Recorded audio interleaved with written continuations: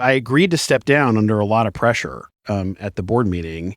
And we drafted this press release that was a friendly press release. It was like, I said, great things about David, and, they said good things about me, and like, sort of the kind of anodyne sort of stuff that people say normally when people leave companies that are like, like new leadership needed for whatever reason. And there was this sort of agreement that we were all going to kind of march forward arm in arm over this transition. And David just issued a different press release, like literally just a different release than the one that we had agreed to. Like right after that?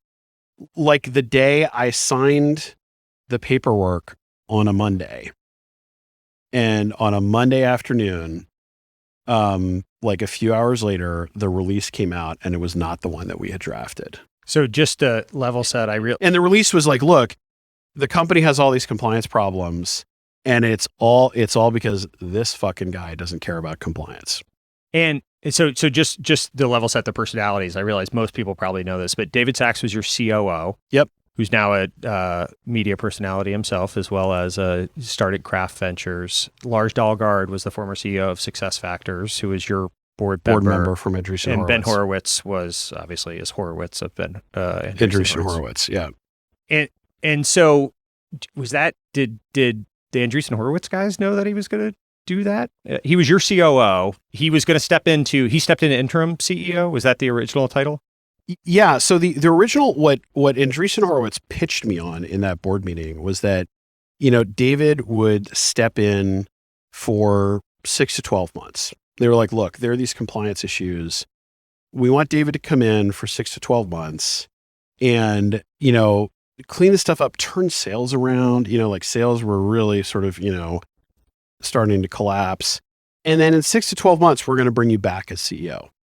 And like, that was sort of what was pitched at the board meeting. I was like, I don't know if I believe that, but that was like sort of what they sort of like laid out on the table. I mean, it was a very friendly conversation agreement until the day that it got announced. And so it's when I talk about this mostly to emphasize just the level of like horror that I saw, like when this stuff did in fact come out, because it was not what I was expecting when I resigned. And the compliance stuff, and I don't need you to go down the whole rabbit hole of this, but there was elements of that was known to the board, right? And there was some stuff that was, people kind of knew that, hey, these people were licensed in some states, but not the other, and we probably have to pay a fine for it. But there was a level of, it wasn't you were hiding this from the entire company or something. Yeah, no, I mean there were a few different things that came out, like at least in the media, about Zenefits, and one was this sort of licensing compliance issue. And like broadly speaking, and there were a few exceptions, but for the most part, reps were properly licensed in their home state, and they weren't licensed in other states around the country, and they weren't licensed in other states. Largely because like we didn't think that they had to be. And we got that advice repeatedly and in writing from our lawyers on this. Look, as CEO of the company, I own those mistakes. Sure. But there's a very different sort of moral character, I think, to like, hey, we made a mistake and we screwed this up because we didn't realize what was required. And like, setting out to sort of like subvert like the regulatory regime, which was like never the intention. It was just a pure mistake. But that, that like, I was never allowed to say that. I mean, that was like, and the company was and like under David was extremely set on me not being able to say like what I just told you. Yeah. And in fact, so set on it that I would meet with regulators and the company would send their lawyer, and their lawyer's job, their only job was that when I was asked, well, so like, why weren't people licensed?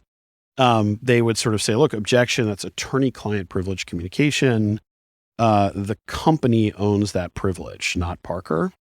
And so we don't want him answering the question. And I was told I couldn't answer it. And what was literally not allowed to sort of say, what I thought was sort of exculpatory, at least from like a motives perspective. Why they did that, like, I don't know. Like, did it and did like A16Z? Did they know that David was going to go down this path? I sort of have to imagine that Andreessen Horowitz did not realize that David was. I think he sort of decided to burn the company to the ground so that he could come out of that situation as the white knight of compliance, Mr. sort of compliance, and go on and raise his VC fund, which worked out extremely well for him. David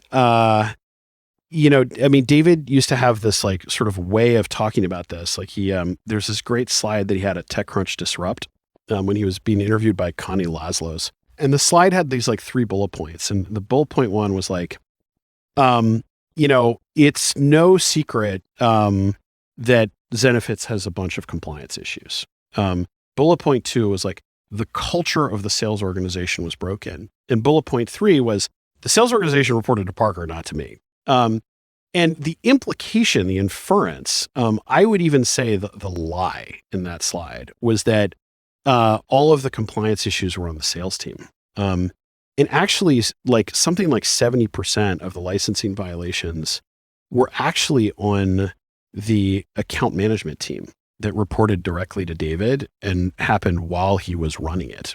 And that never came out. And David managed to never have that show up anywhere in the media. Like, look, I'm just equally responsible for the account management team as anything else. But it really it always sort of really grinded my gears that, David was out there attacking me for these licensing violations, most of which happened on his team, on his watch while he was there as COO.